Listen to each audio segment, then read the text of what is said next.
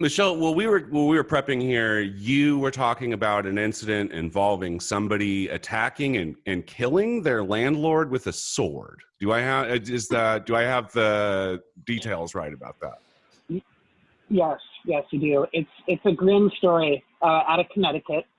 A man decapitated his landlord with a sword after being told he had to move out because of overdue rent. Wow. Now, decapitated his landlord with a sword. Decapitated, yeah, like Highlander style. Pardon my gallows. Highlander style. But yeah, so this was on CNN on the August 1st, and you know I don't want to joke around about anybody's death, but also people are desperate. People are desperate, and if this is any indicator of where people are at, maybe it'll bring some more realtors and apartment association people to the table. Yeah, I mean, I feel like if all of the renters who are being evicted in the middle of a pandemic just start mounting the heads of their landlords like on their porches, it's going to force some kind of fucking discourse. That's awful. It's like there's like a picture of the sword that was used. It's like what kind of a sword? Is it like a Japanese, like a samurai sword? Okay, listen, I don't know about all that. I know. Is it a big sword? It looks like a Lord of the Rings. Big enough. Sword. All right. And apparently the landlord must have tried to fight this guy off because he had lacerations to his like arms and hands. Defensive wounds. And, yeah, he had. Right. In the true crime world, we call that defensive wounds. We're all murderinos now after Shannon's Golden State Killer episode. Saturday, I told Tareem before he listened to it, I was like, this episode is all Shannon. The rest of us are just here to be like, yep, that happened. Yep. I was like, Shannon was just like, and then 16 years ago on March 4th, and I was like, wait, there was a March 4th reading? Hold on, I need to get caught up. She's like, no, these are in the extra files. I did the extra reading on this one. Like, it was amazing. It was amazing. Very in-depth episode. We're going to talk about that. Shannon's going to handle this case as well. She's going to know all about the sword. There'll be a special episode coming, I'm sure. I honestly think it's the only reason I know about it because it's true crime related. I wonder if I was that guy, I would auction that thing off on eBay. Like I would pay a hefty price to like mount that sword like over my couch or something, you know? It's still got blood stains on it too. Oh my God. Leave the stain. No one. No, I won't even. All right. Well, we've gotten to the point in the opener where very dark turn. Very dark turn. I'm going to eject out of this one, so let's go ahead and get going with the show here. Yeah, let's do it. Voices, the things they said. Voices, some from those dead. All the voices heard. Voices, things we say. Voices, they're in your head. All the voices heard. Hello, everyone. Today we have Skylar. Oh, and Shannon. And Flo. And we do not have Dave. Dave is taking a well-deserved and much-needed evening to rest or whatever. You know, he's going to do some Dave stuff, whatever that entails. So, Dave, we miss you, and we will see you for Thursday's app. So, the good news is that we have not one, but two fantastic guests. Have we ever had two guests before? I think this might be a first. I think this might be the first time we've had two guests. So we got dual guests in the red corner wearing the red shorts. We have District 4 Councilmember-elect Katie Valenzuela with us. Katie, thank you so much for coming back on the show. Thanks for having me. Of course. And I'm not wearing red shorts. I'm wearing black yoga pants. Okay, no, fair enough. I mean, we're on Zoom, so I'm making it up.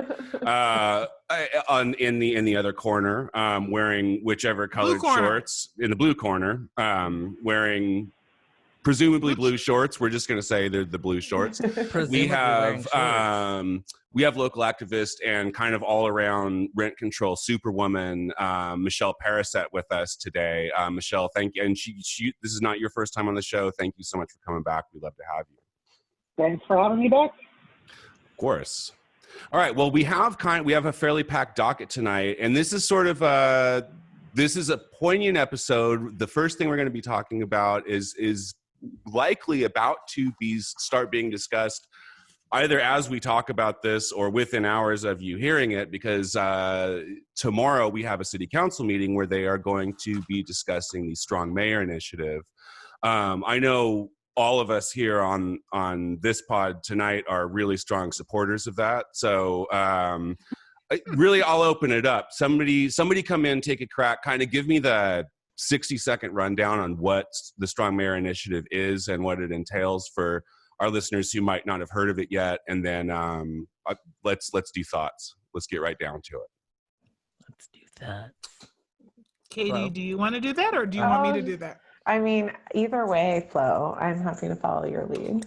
Okay, I'll do this, and then I'll cede the floor to our esteemed guests. So, Strong Mayor has been introduced in the past. The time that was introduced that it actually went to the voters was in 2014, and that was when Kevin Johnson was mayor, and it was called Measure L. And essentially what it does is we have to take a step back and just explain like how city councils are run. So there are two types of councils. One is considered to be a weak mayor, and one is considered to be a strong mayor. And basically just as a description of the executive leadership. So in a weak mayor system, which is what we're considered to have, the mayor votes with the council. And so is basically another council member, maybe chairs the meetings and maybe has some other sort of, I guess for lack of a better word, like administrative and ceremonial roles, but generally speaking is a citywide elected official that chairs the city council meetings, but has no additional sway. Then there's the centralized sort of executive leadership model. And under that, it means that the mayor does not vote with the council often, and the council makes decisions, and the mayor kind of operates the same way the governor of our state does. Doesn't introduce legislation, doesn't vote on it, but has the ability to either approve it or veto it. And so that's kind of the major difference. Under that leadership model, usually the mayor also would introduce the budget, which is a function that is currently held under the city manager's office. And so usually when you have a weak mayor system, you basically put a lot of those additional duties under your hired city manager, and that person is the chief executive of the city. So this proposal that's on the table would basically take some of those responsibilities from the city manager and give them to the mayor, while also making it so that every single piece of policy, every single decision that we make first goes through the council, and then you have to make sure that the mayor is on board. Otherwise, the mayor could veto it. And that includes budget decisions. So the mayor could go through line by line and veto. This version of Strong Mayor does have a lower threshold to overcome a veto. It's just 2/3. So that would be one additional vote than it took to pass. But still, it does give that ability of the mayor to be able to be the decider on whether or not something that maybe is more contentious goes through. And so that's really kind of how it works. And so it has been reintroduced this time. But in addition to it have been some riders that have been added to changing the charter, because a charter change involves both a vote of the council or signature gathering of the people, and then a vote of the people. And so this would be voted on tomorrow, and then if it passes, would go to the voters for November. But this time around, in addition to giving those additional duties to the mayor, it also would add in some equity proposals that many people in the community have been championing for a while. Things like making sure that the Ethics Commission exists, things like protecting the Measure U money, so there'd be $40 million that was set aside for that purpose, and also to support youth services. Things like doing a racial and gender analysis of the policies that are passed by the city.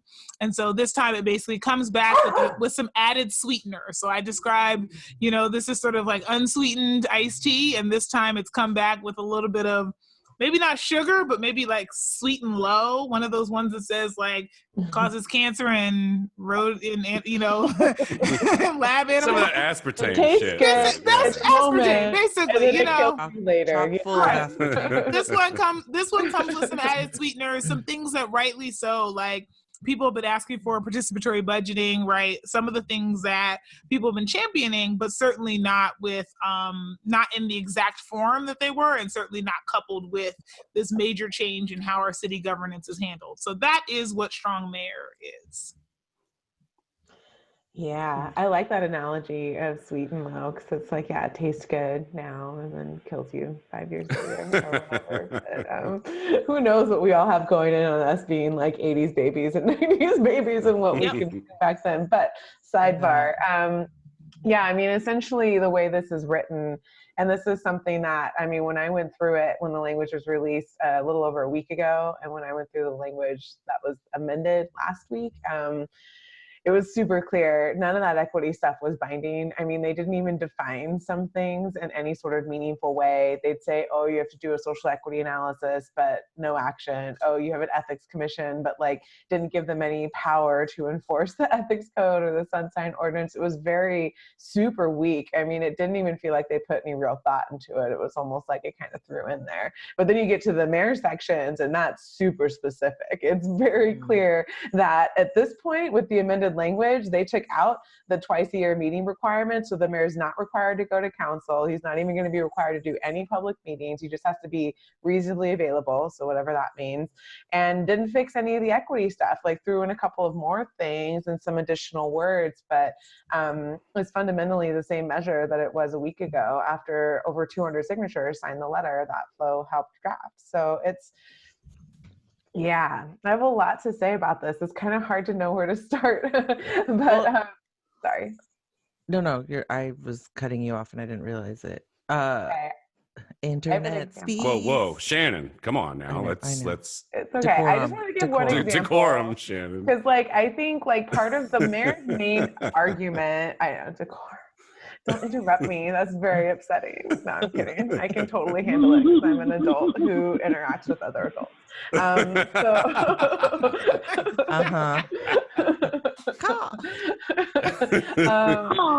But like for real though, so like part of the mayor's only argument that seems to be made in this respect is don't worry, trust me on the equity stuff, which like, hello, we don't have that short memories. That was Measure U redux all over again.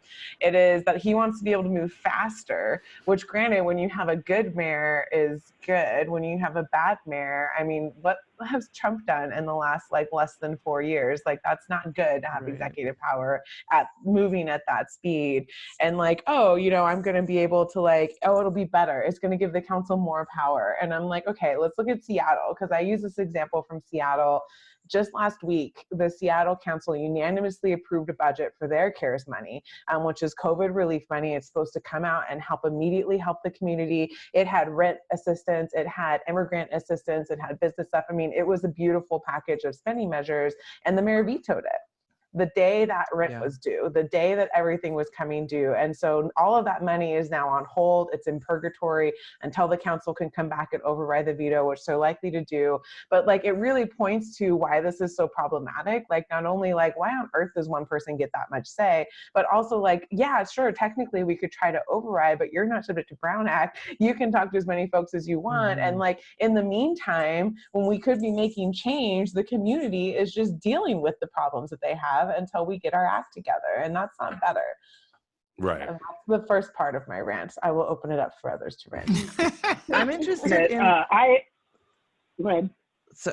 So I'm interested in the story, like the history behind this, and when I say history, I don't mean like decades long history. I mean like a month ago history, where like how the narrative, like the story that we know to be true is that there has been public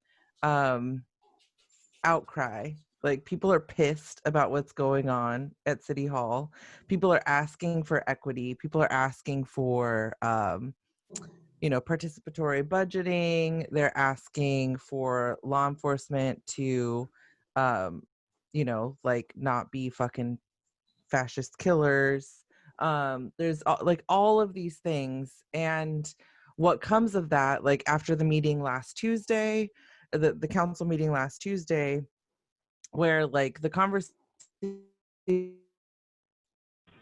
pretty disappointing. I mean, I guess not surprising because we know sort of where people, we knew who was gonna, we know that they're all assholes.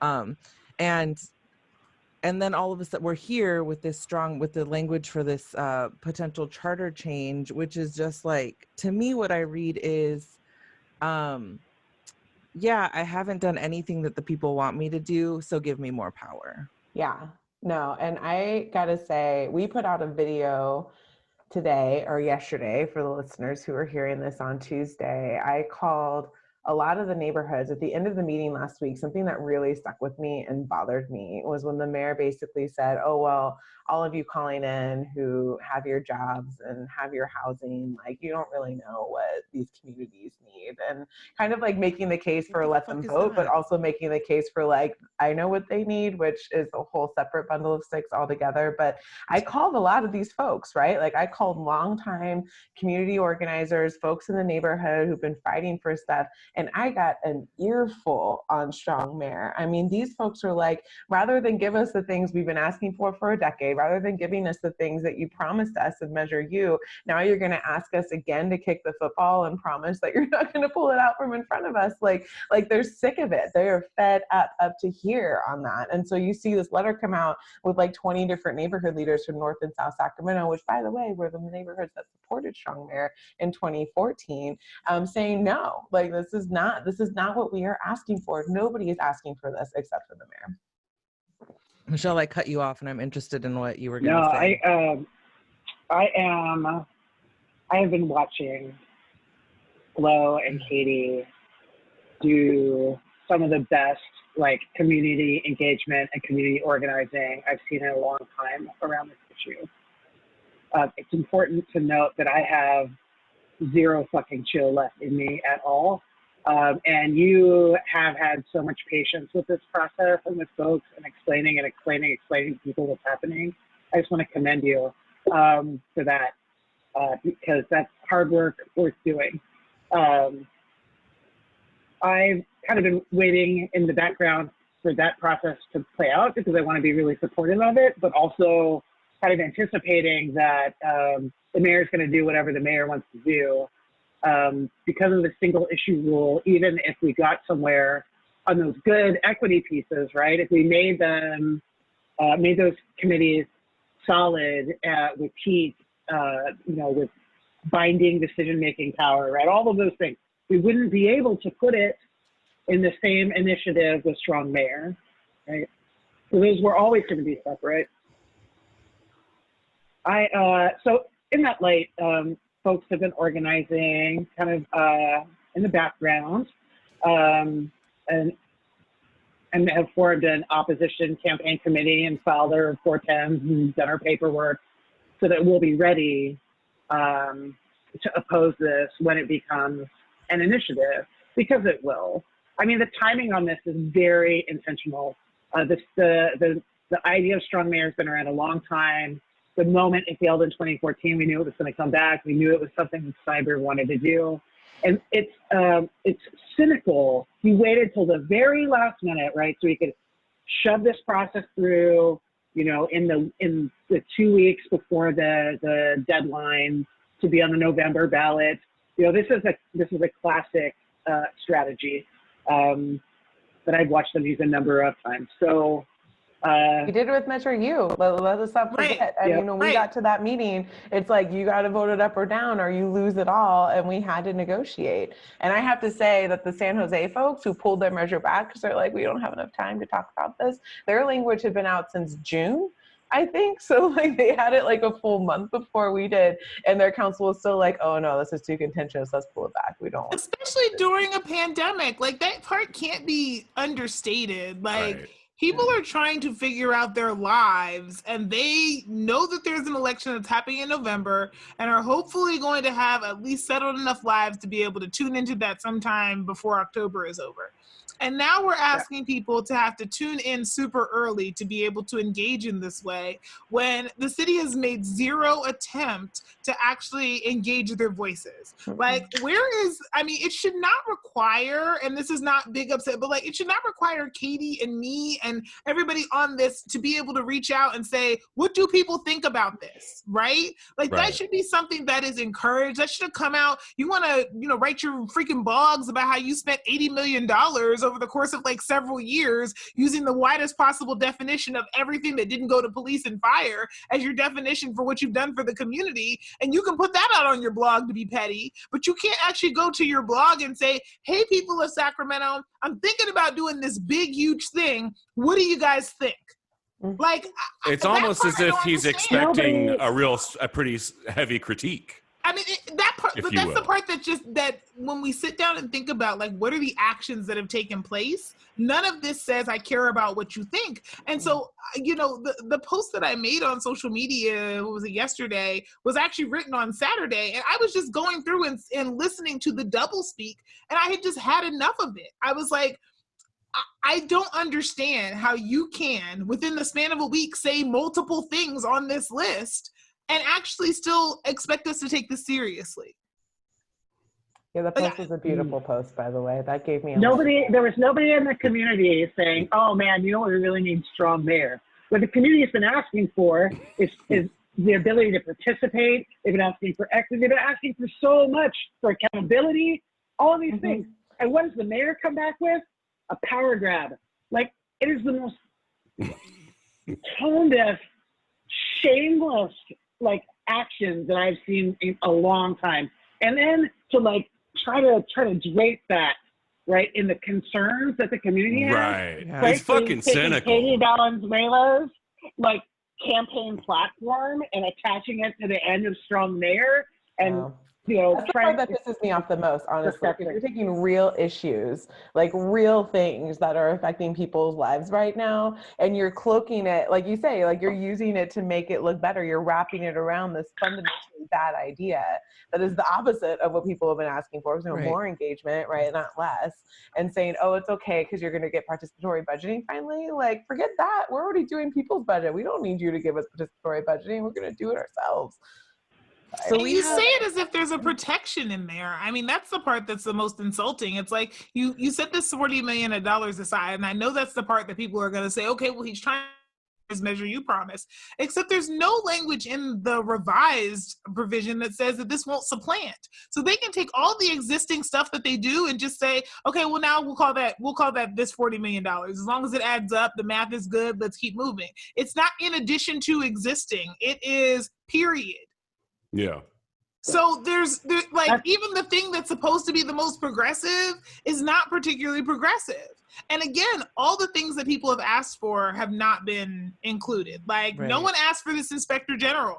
Like, I just feel like if somebody were just to go through his actions this year, it would be a meme where it's like nobody, and then the mayor doing whatever he did. Like, nobody, and then the council does da-da-da-da. It's like, nobody asked for this. Right. So this is the thing that happens, like, and we've talked about this on the show before over and over again, which is that, like, Darrell thinks that we're all a bunch of fucking idiots. Like, he thinks that we don't see the shit that he's pulling, right? Which is like, well, he thinks, and to his credit, like, probably somewhat rightly so, that there are a lot of people who don't pay attention to this shit, and that he can fucking sneak it through. And that's why the work of people like Katie Valenzuela and Flo is so important, because people should know about this, you know? And like, in a lot of the shit that he's trying to push through with this is just like a 99% of my constituency doesn't even know my fucking name. Right. Right. So I guess that's where, like, that's a conversation I'm interested in having. And I can't even believe I'm bringing this up because I'm not a silver lining person. But I'm you say that every episode when you're talking about silver linings. Like, I might be becoming a silver linings person, and I'm like, it's like a thing that I'm really trying to sort of like it's my own reckoning. Welcome to the dark side. Eternal optimism. It's a drug. I don't like. I'm not good at it. I'm generally a cynical bitch. So, but anyway, what I'm interested in is like, how do we create a space where, and maybe we're already doing it, but where people are actually paying attention, right? Like, I mean, this show is sort of part of that for sure. Flo's posts are part of that. Michelle's posts, Katie's posts, like social media is a part of that.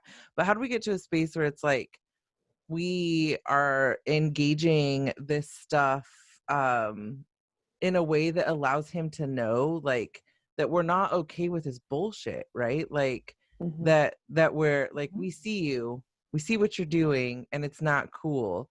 In a time of COVID, when we can't just be like, let's have a bar meetup and talk about how the mayor is a piece of shit, and organize in the way that, like, those of us who organize know how to organize. Right.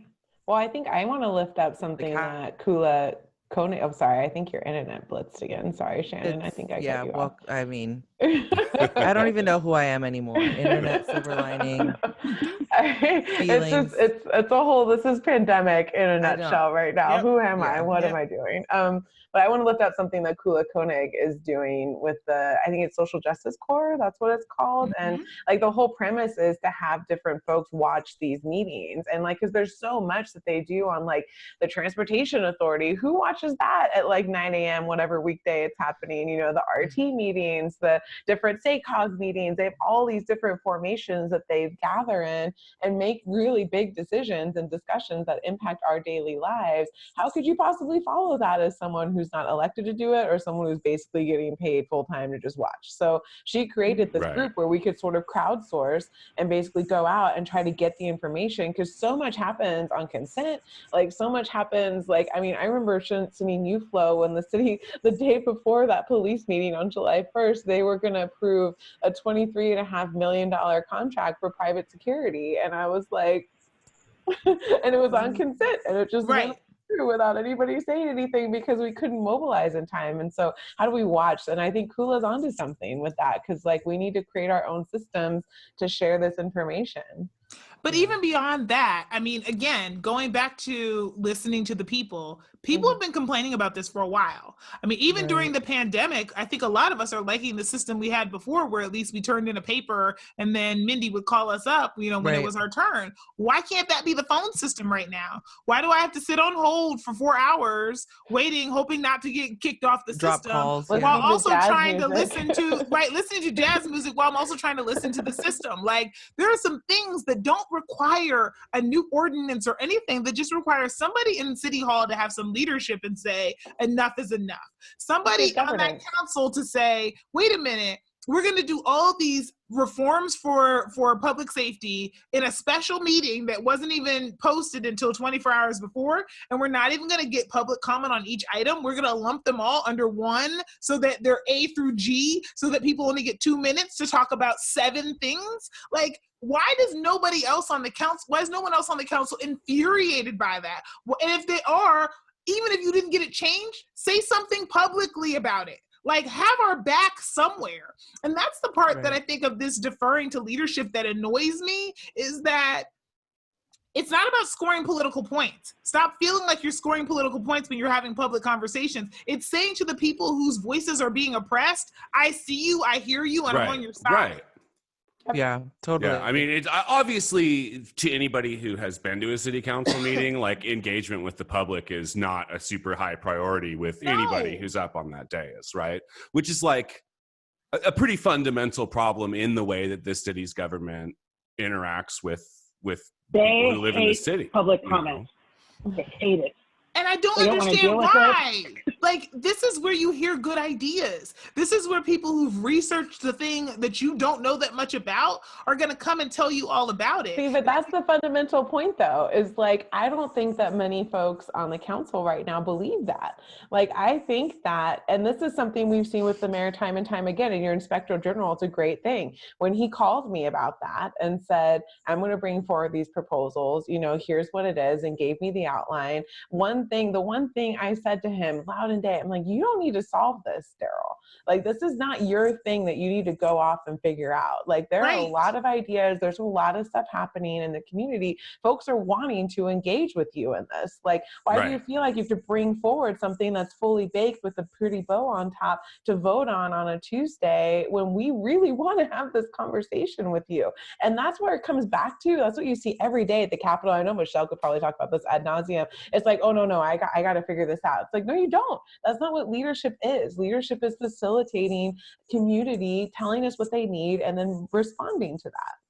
And the wind will be at your back. You know, like, all I keep hearing Darrell say is, have we done enough? No. Should we do more? Yes. But then every single time he takes a public platform, he says, you know, I don't think we get enough credit for blah, blah, blah. People would give you credit if you stop jamming things down their throats that they didn't ask for. Like, they're not giving you credit because you're not doing. You're not giving you credit because you're not doing what they want. Exactly. Like, they'll give you credit when you do the thing. Right. And let's be really clear here, because I do think this is an educational moment. This is white supremacy. Okay. So when we talk about how do we decolonize our actions, when we talk about how do we decolonize the way in which we work, white supremacy says, I can read and write, I am white, and therefore I know what's best for all the rest of you. And I know what you're going to say before you say it. And I've already thought through that, and my idea is better. And therefore I don't need to listen to your idea. It is white savior syndrome on steroids. That is what's happening here. The mayor does not talk to us because he does not think we have anything valuable to add. Because he thinks that the moment that the idea is in his head, it's the best one. Right. And that's where the buck stops. And that is a form of white supremacy. And it does not require a Confederate flag. It does not require a Nazi salute. It doesn't require a Republican. It doesn't require a Republican. Right. It doesn't require you to say racial epithets. All it requires is for you to think you know better because of your privileged existence than everyone else around you. That's all it takes. And so if we can't call out the white supremacy in this, then we're going to be lost in identifying it everywhere else. The white supremacy is right in front of us. I think that this is a point that we can't, that it's such an important point that needs to be made, that folks need to like hear that, really sit with that. That is like real talk. And we also need to remember that this is the truth for Darrell from the moment he stepped into that office. Like, he isn't showing himself to us now. He always showed himself to us. This is always the way that he embodied leadership, which was to lean really hard into his white savior complex that is absolutely 100% rooted in white supremacy. Like, this continued silencing of people in the community who we know that people in the community are thinking harder, faster, and much more intentionally around these issues, because these issues are impacting them day in and day out and have been for generations. Darrell just walks in and like, he's thinking about it because all of a sudden he's like the sensitive mayor who doesn't want people yelling at him anymore. And he's like, okay, I've got the answer. And also, what is that? What is that in his brain that is like, I mean, it's fucking white supremacy. Well, I have to say though, honestly, like, I knew Darrell when he was pro tem, when I first was doing education policy advocacy. So this was like 2010, and I was working in public advocates, right, where Michelle works now. And he was a different person then. He still had flaws, and I'm not defending who he was, but like, he would meet with us as civil rights advocates who didn't give anybody money. You know, he would show up at like when we had, you know, folks from the unhoused community coming out for a rally about increasing food stamps. He would come out to those things. And like, what I'm always trying to figure out, because he doesn't really remember me from those days, even though we interacted multiple times, which is fine. But what I'm always trying to figure out is like, what's shifted?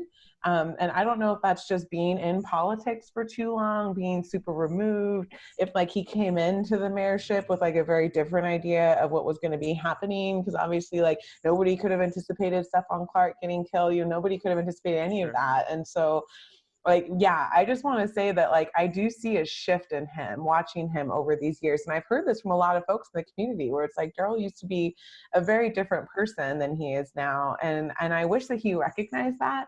And I don't believe it's irreversible. I don't believe that it's unlearnable. You know, I think it's something that, like, you could really step back from and reevaluate and reassess and do better.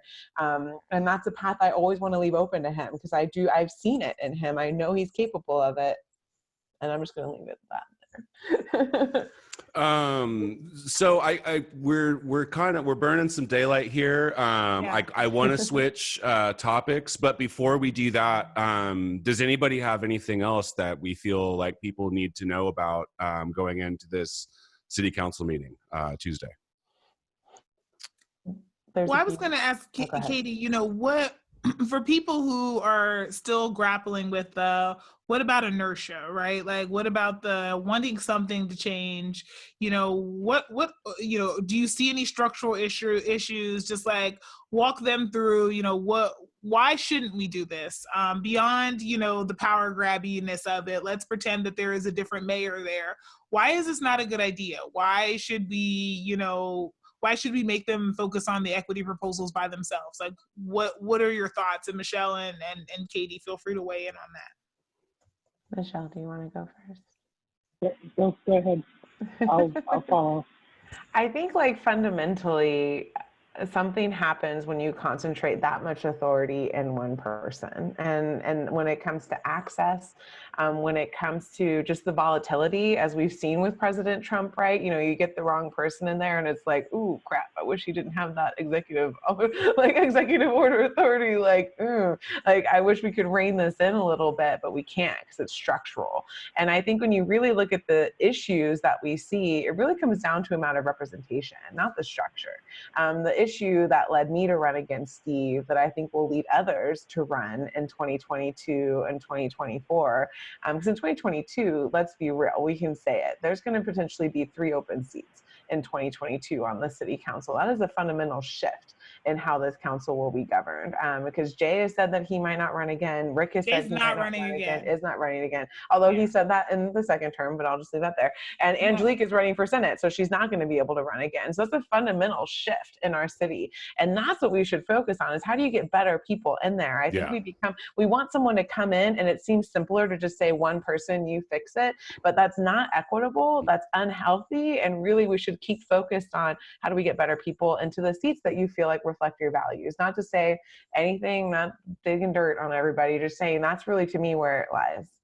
Yeah, I mean, to add on to that, I would say that, like, that is also like an extremely strong reason to oppose the Strong Mayor initiative, because we do have, like, I don't know, like, I can only speak for myself. I'm going to be polite and say underwhelmed by the performance of city council over the course of the last few years, and the mayor. But like Katie just said, we have, like, a chance to, like, put some really good people in there and change things around. And the worst thing that could happen is that we do that and we get, like, you know, 4 or 5 people on the council who are, like, really interested in actually doing good work and really serving the constituents of Sacramento, and then just have a guy who can be like, no, we're not doing that. Okay. Like, So we do not there. want to be in that position. Yeah, please, Michelle. Right. So the progressive community proves, and Katie Valenzuela proved, that you can run a grassroots campaign. You can not take a shit ton of money from realtors and the business community, that you can walk and knock and do the work and win against arguably the strongest incumbent in the city. And Katie kicked his ass. And it must be terrifying to them to know that we have their number now. Mm-hmm. And that when those 3 seats come open in 2 years, we can do the work and make this the most progressive council that this city has ever seen.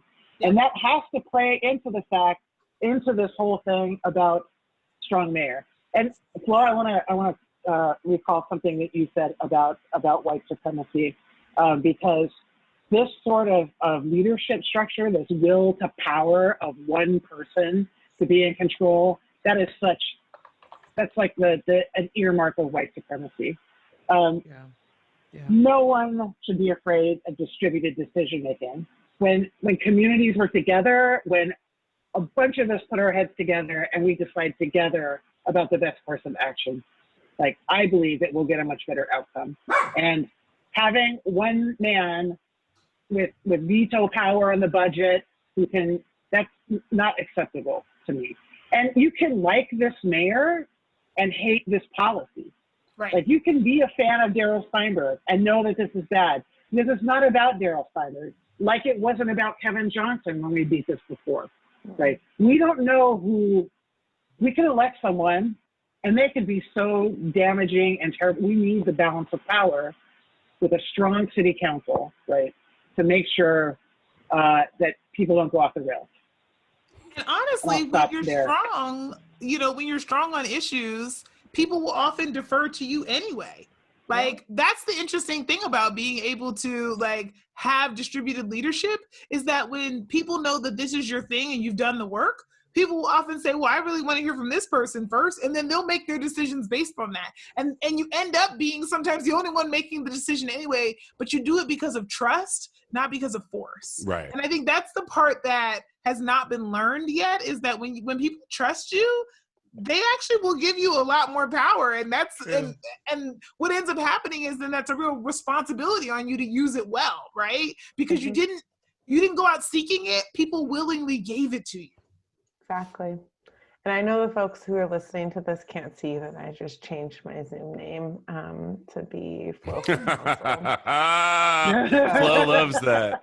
Flo for mayor? Flo, Sorry, I want to Tareen. see your face on money. You're amazing. We were on another call and someone changed this to Flo for mayor, and then I had already spoken, and the person who changed it was called upon, and they were like, Flo, you're on the speaker. And I was like, I don't have any. And it was not me, you guys.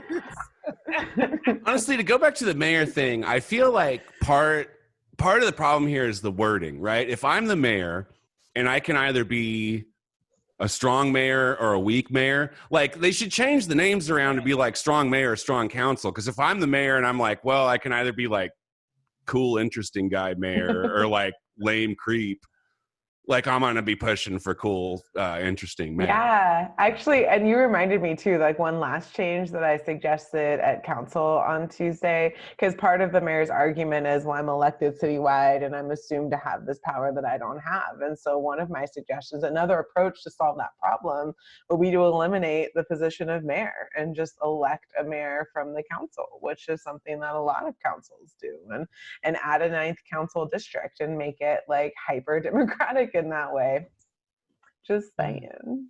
I don't hate it. Eliminate the mayor position. Yeah. That's what Rancho Cordova does, And right? then you have Rancho nine- does and that. then you It have just 9 rotates people. among the mayors.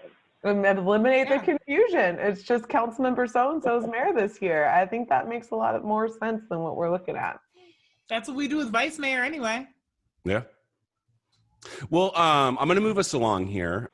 So, like basically every city in the nation right now, due to a number of circumstances, none of which is helped by COVID-19 and the pandemic, the housing crisis is extra bad right now. There are, like, unemployment is very high. It's like, 14.9% in California right now.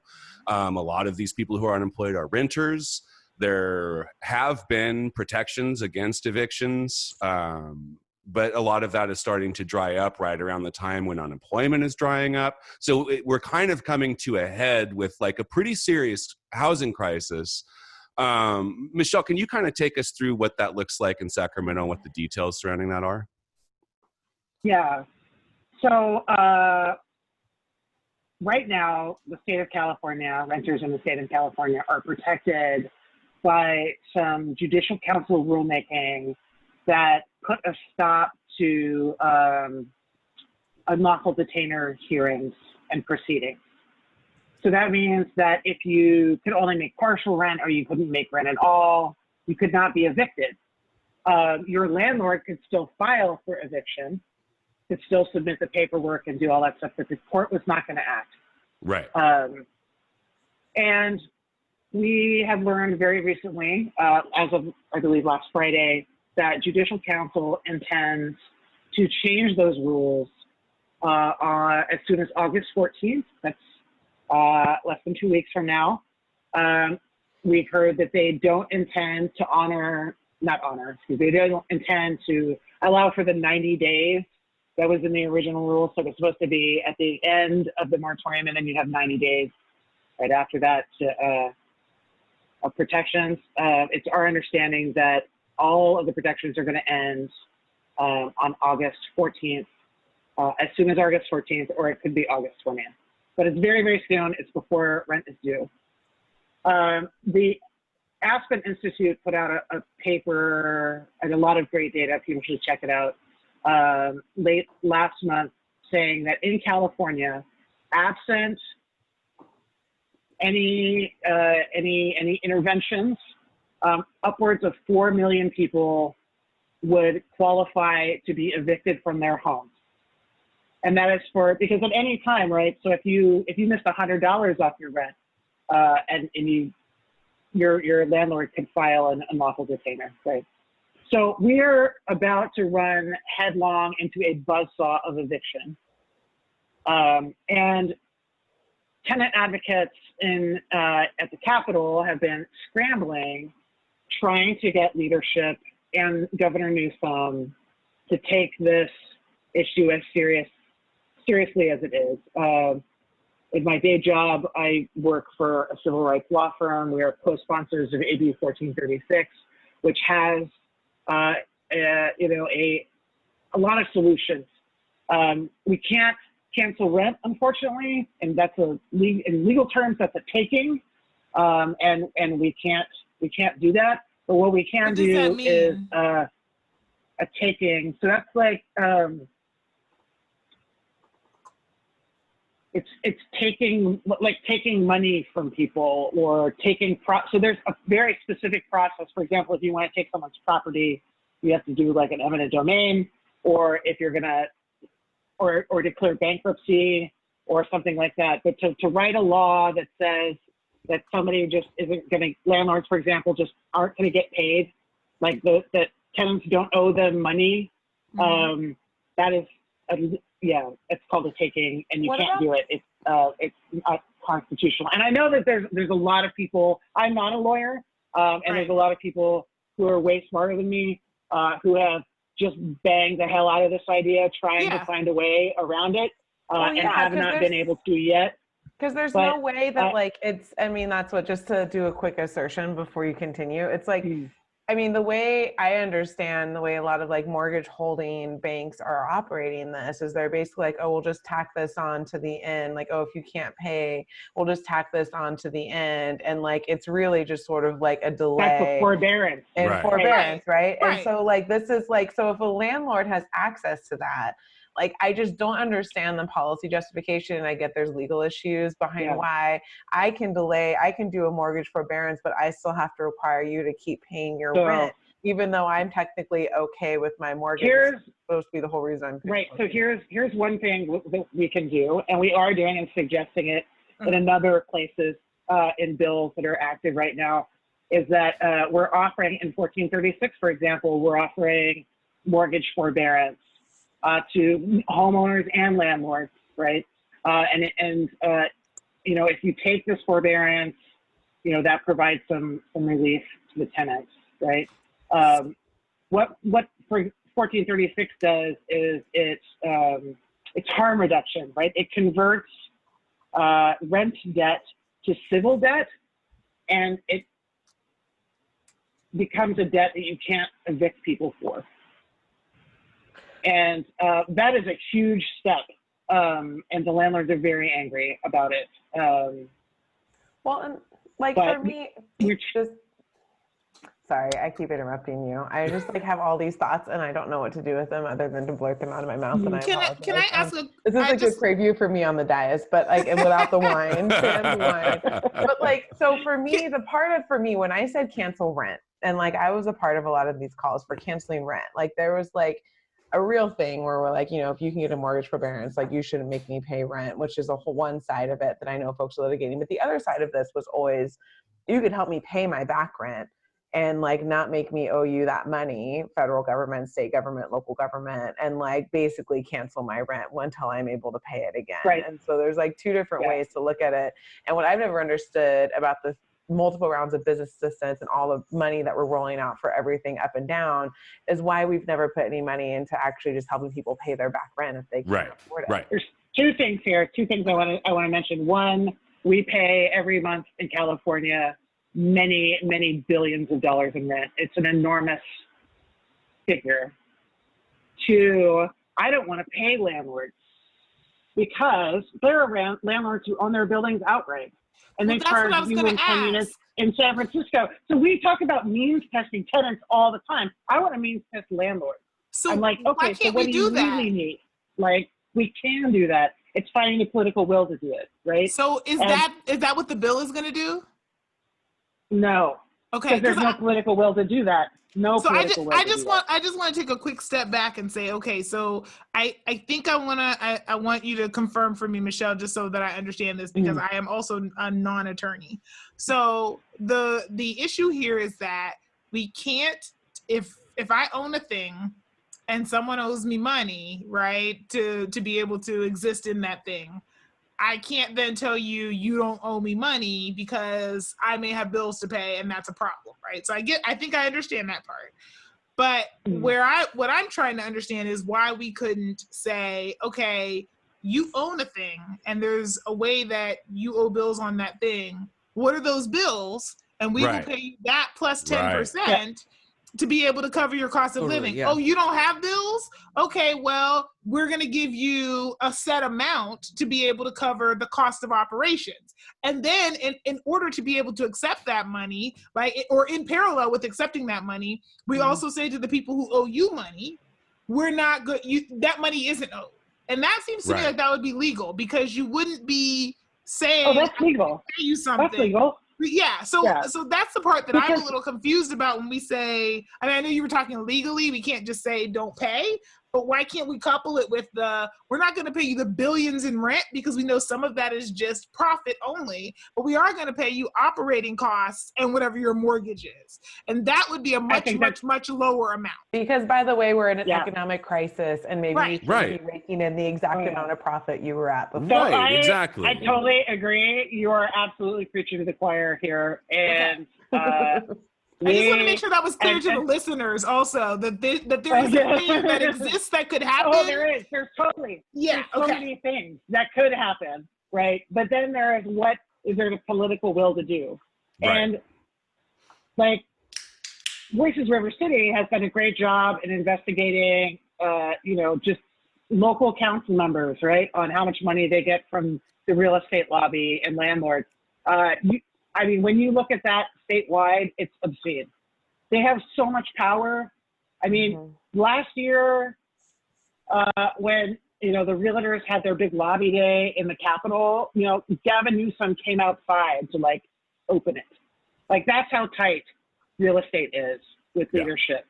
And if you tell, SB 1410 is another bill that is offering tax credits to landlords, right, in lieu of rent being paid by tenants. And there's a big fight about this as well, because that is offering full price, full rent. You could own your unit outright. You could be renting it for $4,000 a month, and you just get it. You just get all of that money. And that just doesn't seem fair to me, right? We means test tenants all of the time. To get $300 off your rent in an affordable unit, you have to basically divulge every detail of your personal life and your financial history and all of this, right? But we're willing to give landlords every penny of money that they say that they're owed on the backs of taxpayers. Right. And I don't think that that's something that we should do. Let's also having said that, no, please go ahead. Having said that, come August 14th, if the eviction moratorium ends and we don't have a policy solution, tenants are fucked on such a scale I can't. It's hard to describe. Yeah. Just how screwed people will be. So we are, what is it now? 14 days away. So exactly 2 weeks away from that. No, 11 days away from that. Mhm. I'm forgetting what day of the week it is. So talk to us a little bit, Michelle, about what's been happening at the local level with this as well, because rumor has it that there was a ballot measure and lots of people said they wanted this. 40,000 people, I think, said they And then wanted there that. wasn't a ballot announcement. And then there was like, maybe somebody got served with a lawsuit. Like, it was really, I mean, just a lot of stuff happened. And I was like, gosh, did I dream that, or is that real? Can I, real quick, before I do want to do this, but real real. quick, I do want to go back. I had something to add on to what Michelle was saying about the last one. No, not at all. A thing that like gets me about this entire thing where we have a certain standard for renters but not for landlords in terms of like who's liable for their own decisions or whatever. Like, let's not forget that the idea of like buying property that you don't need as an investment is a risk. And like, that's the whole thing. If you ask capitalists like why investors are like should make as much money as they do, they'll say it's because they take on a lot of risk, right? Which is like, I think that's bullshit, but I'm also a fringe weirdo. So, but like what we're having right now is a bunch of people who bought a bunch of property they didn't fucking need as an investment. Well, now we're in the middle of a pandemic and nobody has any money to fucking pay your mortgage for you. You made an investment and something went shitty. You're not getting paid out for it. That's the fucking risk. So how is it like, I don't get how we look at renters who are like out of work because of coronavirus. And it's like, yeah, we'll fucking figure it out, idiot, or be homeless. But we're like willing to be with landlords. Like, what do you need? We'll make sure that you will get every penny that's coming to you, regardless of the fact that like the way you make your money isn't tenable right now. It doesn't like I'm not going to say that you made a bad investment, but like you fucking took a risk and it went badly for you. And you like the onus is on fucking you, I mean, if we're going to follow this through to like its furthest conclusion and get kind of into like my headspace about this is like kind of the front lines. This is a great argument against basic capitalism, right? Like this is the product, what we're dealing with right now is the product of a system where people buy an essential thing that human beings need, which is shelter, and they buy more of it than they need, and then they withhold it from people who need it in order to turn a profit. Well, guess what? Now there's a fucking big-ass pandemic. Nobody has any fucking money, and the whole system is folding like a house of fucking cards. Gee whiz, if only they were a fucking better system that we could be kind of moving along with, right? Can I like sub out something right now? Because I think it'll make your point even more salient, which is like, imagine this was food. Like you're taking shelter. I mean, that's a pretty basic freaking thing, right? Imagine this is food and you're saying, oh, you investor hoarded all of this food. You bought all the food, assuming profit. Now we're in a famine and everybody's going to die if they don't get food. But, oh no, it's okay. You can just keep it. Like, what are we saying really? Like, let's make this into terms that maybe people will understand. Well, and what's the fucking end game?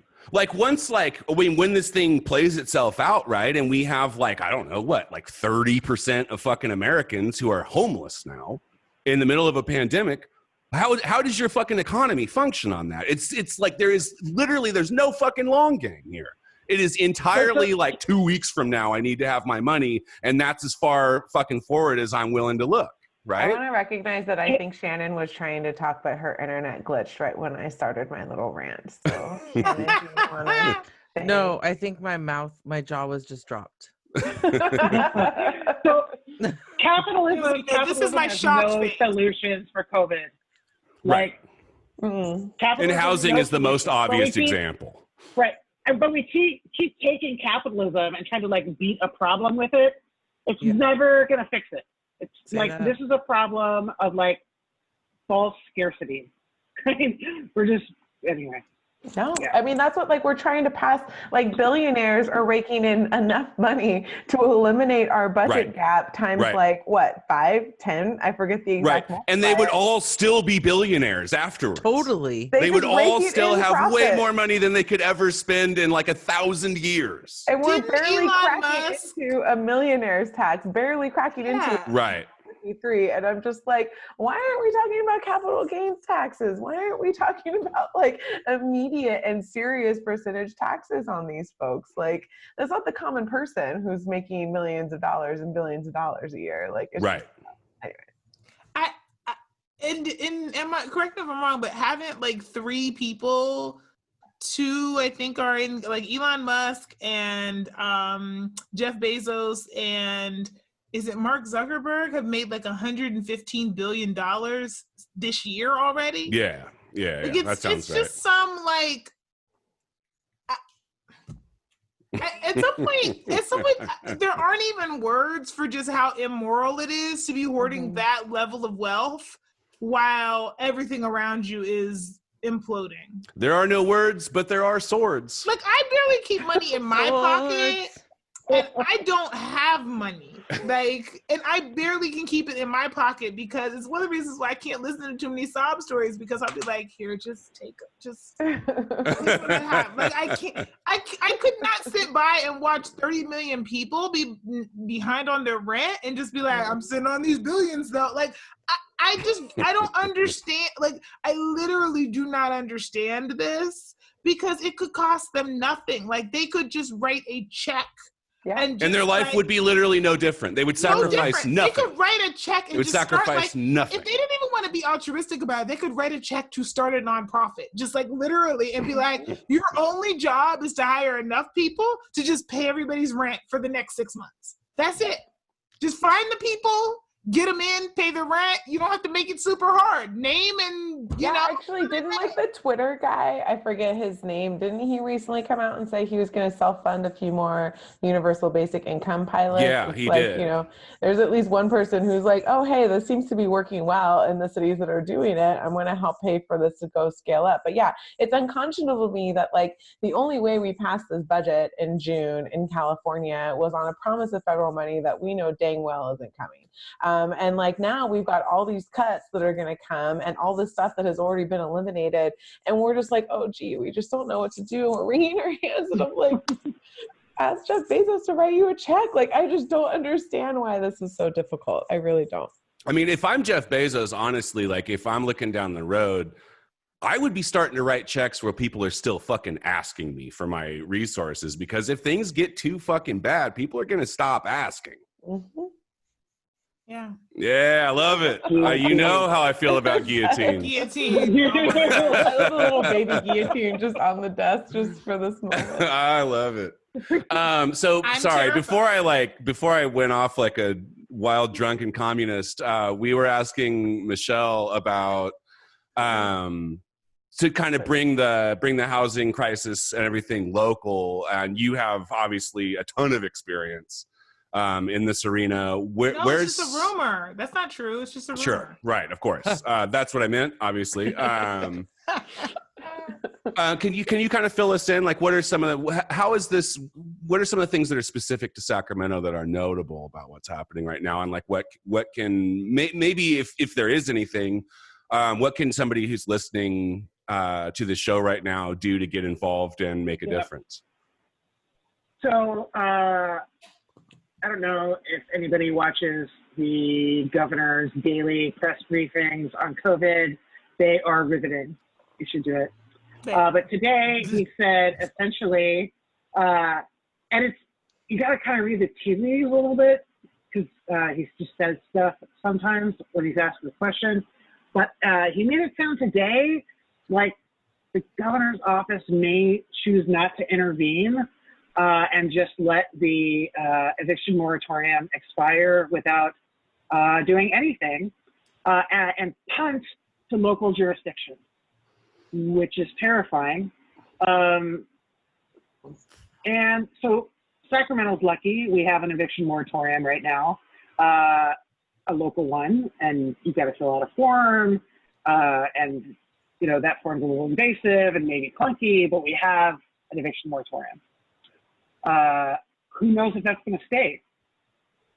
So locally, what we can do here is be reaching out to our city council and letting them know how important it is that eviction moratorium stay in place until we have a statewide solution that protects everyone and keeps them in their homes. Because the governor told tens of millions of people that they had to stay home and that they were going to lose their jobs, and that needed to happen, right? But we can't abandon them now that they did their civic duty.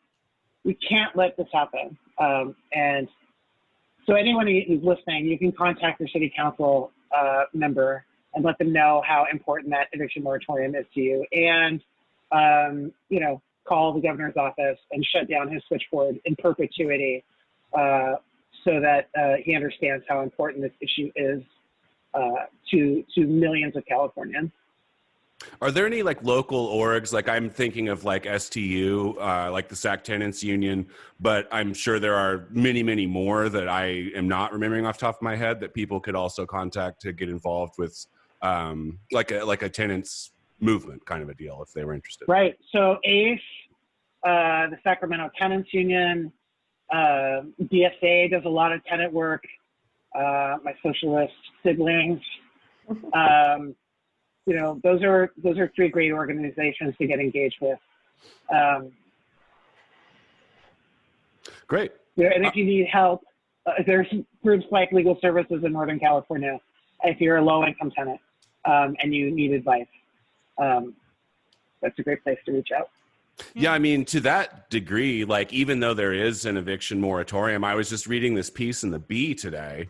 And they kind of go over the fact that, like, for a lot of, like, if you're, say, I mean, like, in a vulnerable position, like you're an undocumented worker or somebody like that, and your landlord comes in as like, you're evicted.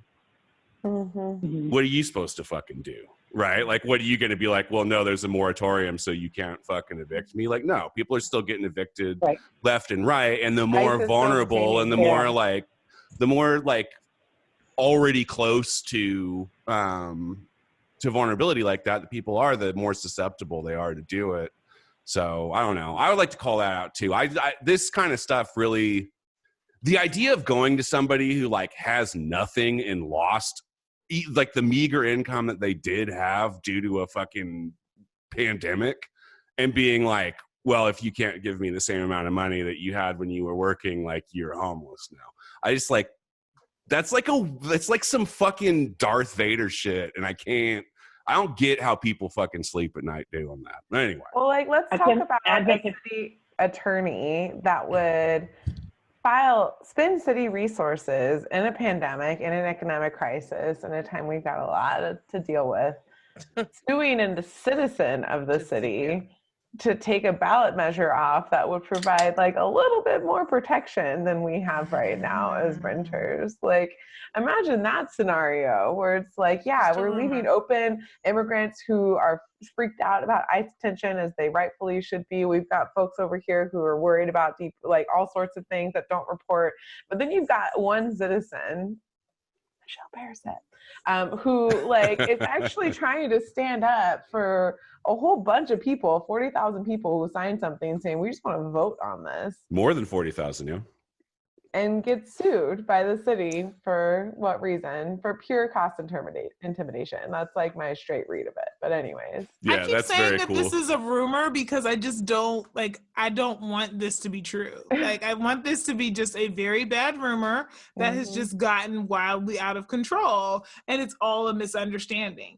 It's not. But the sweet summer child inside of me wants this just to be the most ridiculous rumor that's ever taken hold. It's like when you hear a celebrity that you really love died, and then they pop on Twitter the next day and they're like, what do you mean I'm dead? I'm still here? And I'm like, thank God. Like, that's what I want this to be, because otherwise it's fucking horrifying. Mm-hmm. It is horrifying.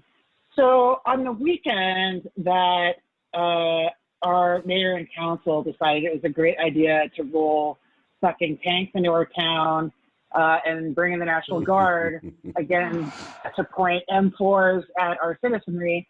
The city attorney was, Yeah, and then like to less than a month afterward be like, hey guys, wouldn't it be sweet if I had more executive authority? Like, no, you motherfucker, get the fuck out of here. What are you talking about? That weekend, the city attorney was dotting their I's and crossing their T's on their litigation against me and the rent control measure. That's what they were spending their time doing, right? Not talking to community members or out on the street with their people, but, you know, how are they going to sue me?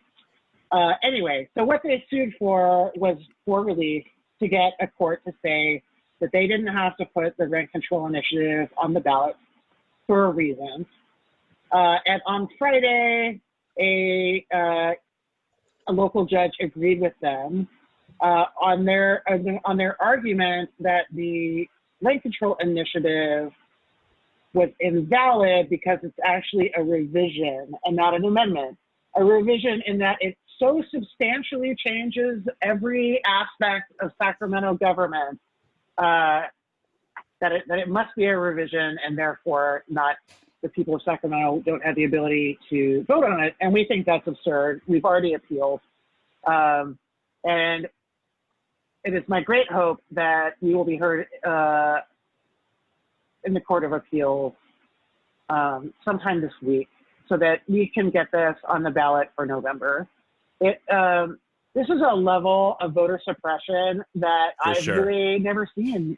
Like, this is it's crazy. No one asked for strong mayor, and all of a sudden we've got strong mayor ready for the ballot. Yeah, like, right. 47,000 people.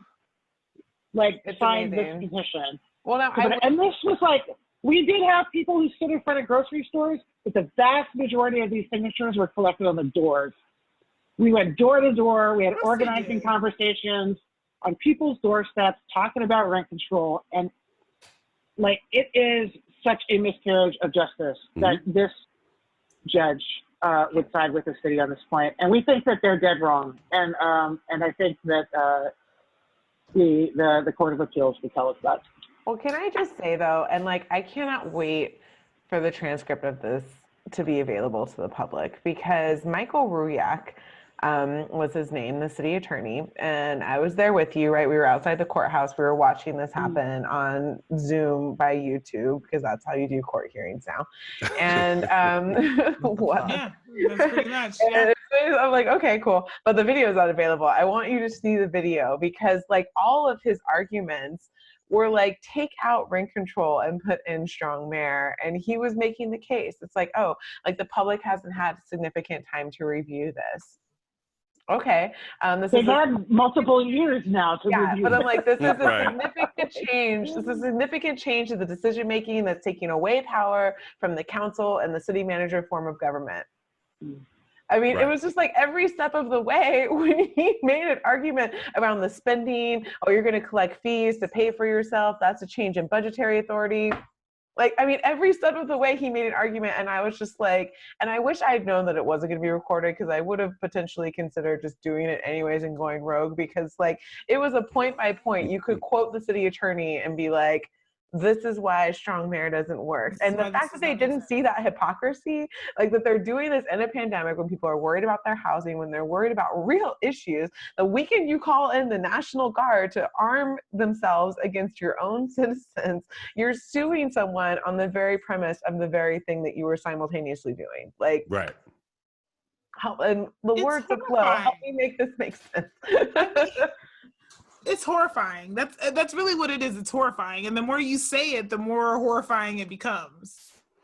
Yeah, I think the thing that like really cannot be understated, and was the thing that I didn't 100% understand when I first started looking into this, is that so these guys aren't like fighting super hard just to like keep this thing from happening.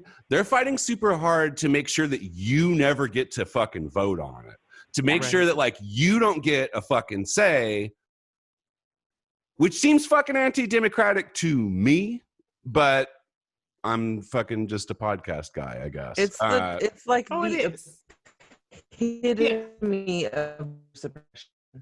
Yeah, absolutely. Yeah, It is 100%. absolutely. Well, and the thing that really bugs me about what they did by filing this lawsuit, and this is the part that I really haven't been able to get out of my mind since Friday, is that they've drug in now every community that wants to make a charter change by voter referendum. They've drug in everybody. Every city in California now that's done this has now got a legal court case that we've got to fight as Sacramento folks who just want to vote on freaking rent control to make sure that these court cases don't stand, because they could threaten rent control elsewhere. They could threaten measures Right. elsewhere. And it's Right. like they've turned this into this huge fight for the whole state that like was not necessary. Just put it on the ballot. And like, I'm so mad at them for the hubris that they've exhibited. Like, oh, we don't really care. We're just so dedicated to not getting this on the ballot. We don't really care that we're undermining democracy everywhere else in the state while we do this. It just is insane.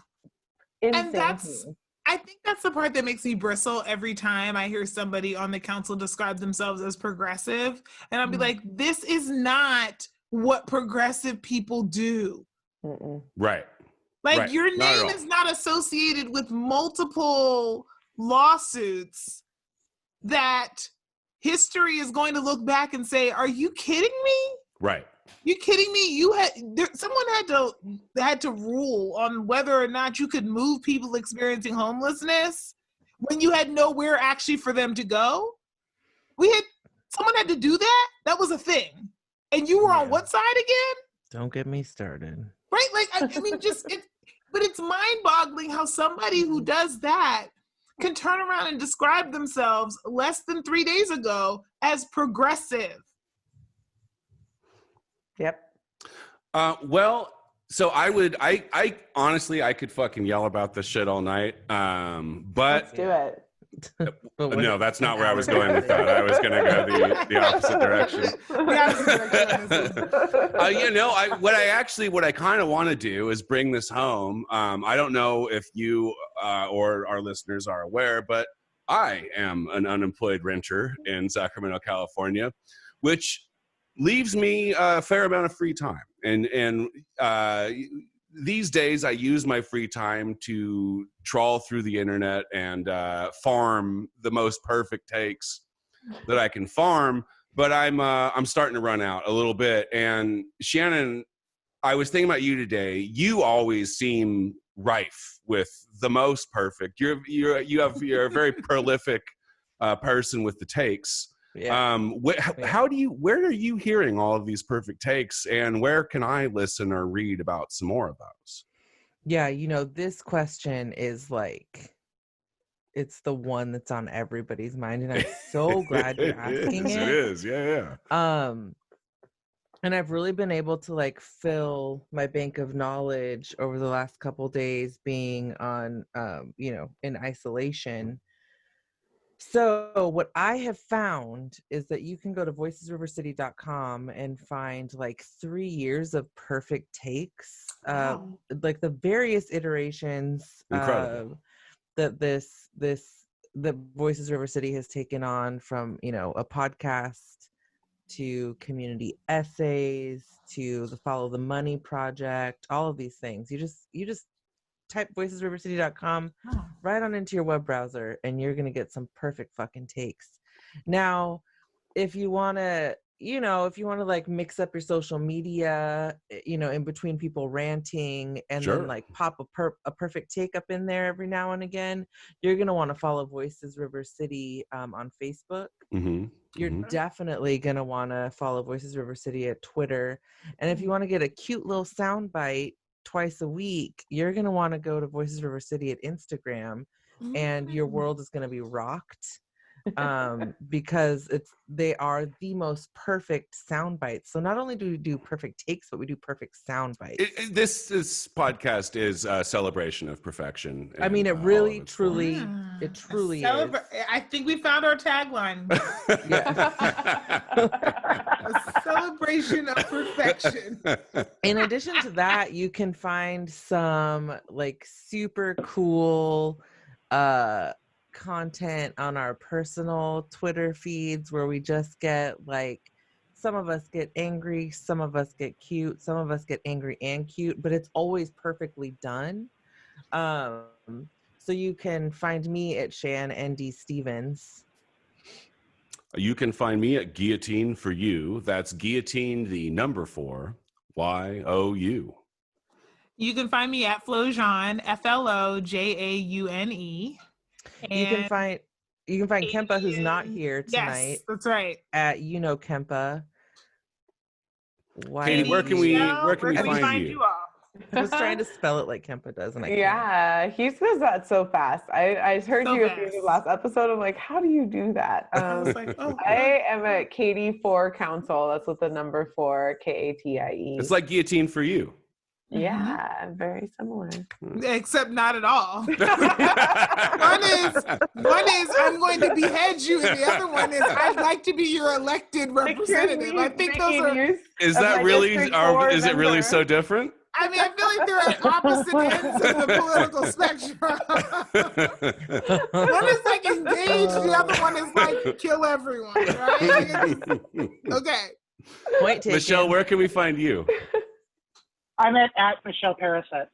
One easy. I love it. See, Michelle, you and I are really creative. We it took us a while. We were like, what should my name be? I don't know. I have a name. Maybe that's it. Like, yeah, I love it. And then I you got on Twitter landed. in March at the beginning of Shelter in Place. So I'm still figuring it out. So send me a message and I'll. All right. Yeah. Get those follows. If you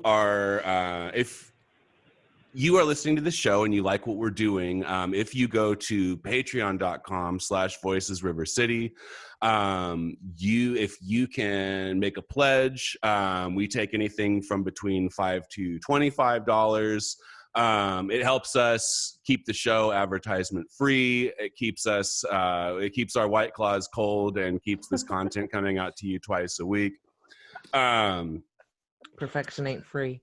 We also, but we'll give you something for your money. Right. Perfection is not free. We will offer you something for your money, though. We have exclusive content to our Patreon donors. Most recently, we have an extremely wonderful episode that is largely Shannon, who is, I think, like the biggest aficionado about the Golden State Killer I've ever heard, kind of walking us through that. Very, very cool. We offer mugs, t-shirts, and some merch, so you can get your voices on to our higher level members. If you would like to hear the content and you are more financially insecure, kind of like me, or out of work and kind of your finances are up in the air, it's no problem. Contact us via any of these social media outlets, and we'll shoot you a link. We want you to have the content. We've got YouTube. Dave knows this. I think Dave is the guy for this. I'm like, really kind of, the checklist is longer than you think until you're doing it yourself. It's growing. Yeah, I know. So we are all on YouTube. You can see, if you're listening to this via podcast, like most people do, you can also go to YouTube and watch us do it. So if you want to see, our beautiful visages doing this show, and like my fucking armpit sweat or whatever is all visible on YouTube every episode as well. So check that out. We also very soon keep track of us, because very soon we'll have a merch store coming online where we will have mugs, we will have t-shirts in 2 colors, we will even have Voices River City White Claw koozies. Ooh. That sounds, and I don't want to be hyperbolic, but that sounds perfect. It is the most perfect merchandise store you will find on the internet. I love it. I can't wait. Well, Michelle, Katie, absolutely no joke. It is always such a pleasure to talk to both of you and have you on the show. Thank you so much for spending the evening with us. Yes, thank you. Yeah. Is there anything either of you guys are looking to plug or want people to know before we sign off? No, well, I just wanted to say hello to anyone listening in Virginia. Oh, Agent Squillian. Hey. Yeah, we didn't shout out to him today. He's probably feeling like he's missing the affection. Welcome, Squillionaires. Give us your money, I'll show you my tits. There we go. There it is. There it is. Again, I will not participate in capitalism, so I decide. I'm not giving a shit. I'm here for the show. You know. Fair. Well, guys, thank you so much. That's the show for this week. We love you. We want you to stay safe. Stay sane. Yes, stay healthy. Somebody else do it because I do it bad. Yeah. Yours is really aggressive. Stay the fuck away from me. Okay, Okay, cool. yeah, that was also aggressive. That was also very aggressive, but we'll take it. All right. But yeah, Right, it was everybody. true. You should definitely stay away from me for the next 2 weeks. For sure. All right, we're out. We're all done. Bye bye.